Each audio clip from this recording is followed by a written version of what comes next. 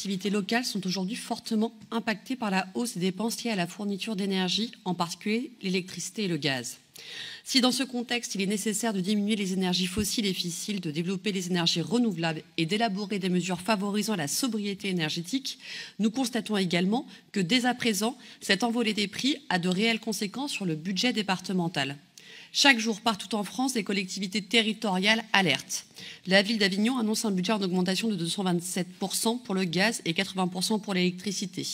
À Montataire, ce sont 1,9 million d'euros qui manquent pour boucler le budget de la ville face au prix du kilowatt qui est passé de 85 à 1000 euros sur le marché de gros.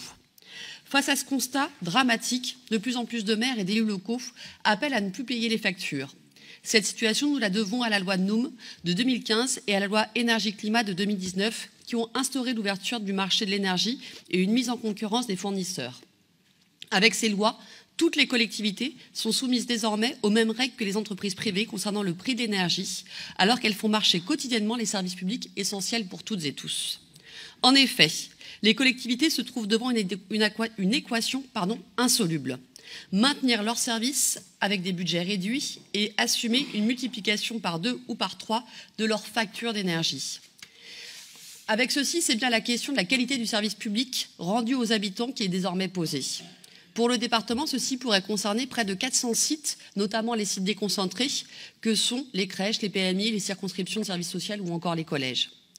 Si l'État, par la bouche de M. le maire, ministre de l'économie et des finances, a annoncé qu'il était prêt à aider les collectivités, cela se fera une fois de plus en exigeant la réduction de nos dépenses de fonctionnement.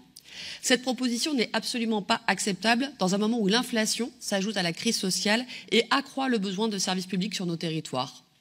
De plus, la transition énergétique est une condition de résilience de nos territoires.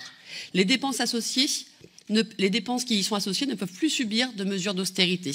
Il est désormais indispensable de donner les moyens à tous les territoires français de résister à cette crise et de prévenir les suivantes.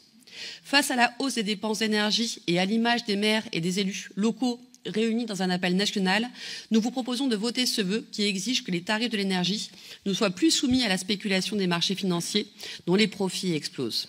Je vous remercie. Merci. Est-ce qu'il y a d'autres? Oui, Philippe. Oui, Monsieur le Président, mes chers collègues.